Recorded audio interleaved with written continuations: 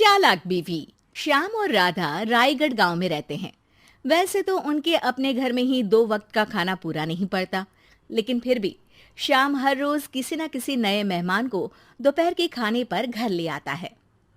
एक दिन राधा कहती है, ये क्या है जी, जब आपको पता है कि हमारे पास अपना पेट भरने तक का खाना पूरा नहीं होता, फिर क्यों रोज किसी न किसी नए मेहमान को घर लेकर आ जाते हो?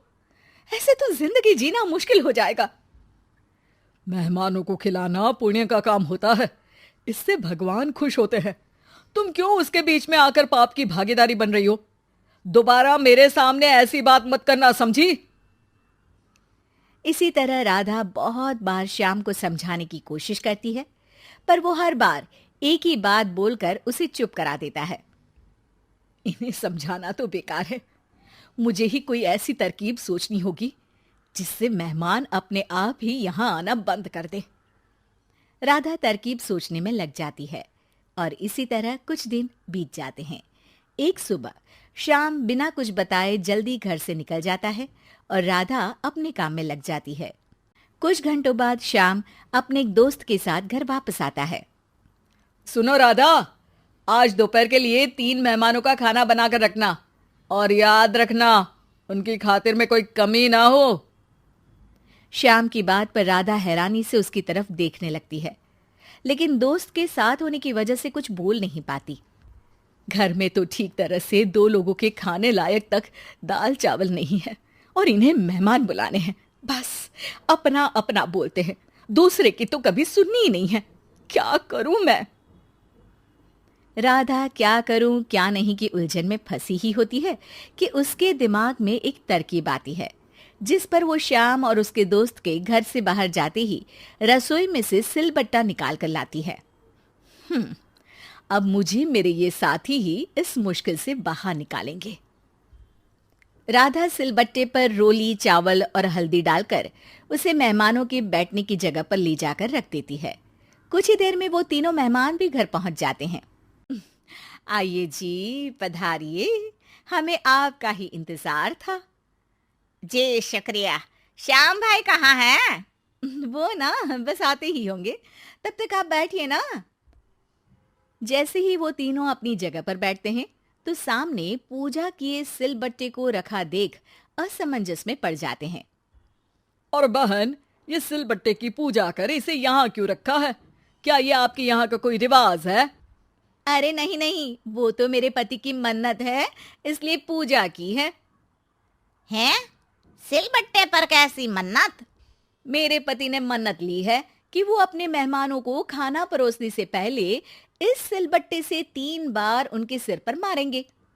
राधा की ये बात सुन तीनों मेहमानों के चेहरों की हवाइयां उड़ जाती है, जिसे देख राधा मन ही मन हंसती हुई उन्हें दिलासा देते हुए कहती है, अरे आप लोग फिक्र मत कीजिए, ज्यादा तेज नहीं मारेंगे, बस 3 बार जरा सी थपकी। और ये सुनते ही तीनों मेहमान डर से कांपते हुए तुरंत अपनी जगह से उठ खड़े होते हैं। अरे अरे, आप सब उठ क्यों गए? मेरे पति बस आते ही होंगे, फिर सब साथ में खाना खाइएगा। अरे जी नहीं, हमें कुछ नहीं खाना। ये कहकर तीनों मेहमान बिना एक पल की और देरी किए घर से बाहर भाग जाते हैं, जिन्हें जाते हुए घर के अंदर आता श्याम देख लेता है। अरे वाह राधा, उन तीनों मेहमानों ने तो बड़ी जल्दी खाना खा लिया। नहीं ना, बिना खाए ही चले गए। अरे वो क्यों?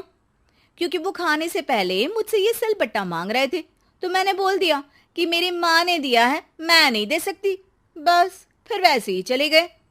राधा की बात सुन श्याम गुस्से से लाल होकर उस पर चिल्लाने लगता है। तुम पागल हो क्या? मेहमान को नाराज कर दिया। मेहमान जो मांगे उन्हें वो देना हमारा फर्ज है। इतनी सी बात तुम्हें कब समझ में आएगी? मैं अभी उन्हें ये सिलबट्टा देकर वापस घर में ले आता हूं, तुम खाना तैयार रखना। अब श्याम सिलबट्टा उठाए घर से बाहर निकल जाता है और मेहमानों को ढूंढना शुरू कर देता है, जो उसे पास में ही एक पेड़ के नीचे बैठे दिखते हैं। श्याम उनके पास पहुंचने ही वाला होता है कि वो उसे सिलबट्टे के साथ आता देख दोबारा भागना शुरू कर देते हैं, जिस पर श्याम भी उनके पीछे भागने लगता है। अरे रुको, मैं आप लोगों को ये देना चाहता हूं। अरे आप लोग रुको तो सही। अरे भाई, ये तो हाथ धोकर पीछे पड़ गया है। अरे जुबान कम और पैर तेज चलाओ। वो तीनों पिटाई के डर से और ज्यादा तेज भागने लगते हैं।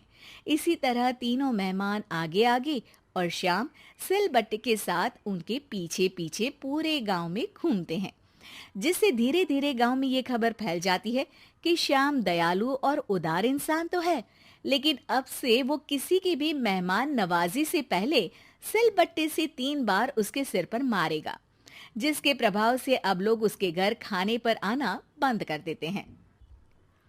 मैं तो उन्हें सिलबट्टा देने जा रहा था और लोगों को लगा कि मैं मार रहा हूं। कितना बड़ा बेवकूफ हूं। अब मेरी ही वजह से कोई यहां खाने पर आने के लिए तैयार नहीं है। इस तरह राधा अपनी होशियारी और सिलबट्टे की मदद से श्याम के मेहमानों वाली आदत से छुटकारा भी पा लेती है और घर की शांति भी भंग नहीं होती। जरूरी नहीं कि हर जंग हथियार से ही लड़ी जाए। कुछ के लिए सिर्फ दिमागी चाल ही काफी होती है। और अगर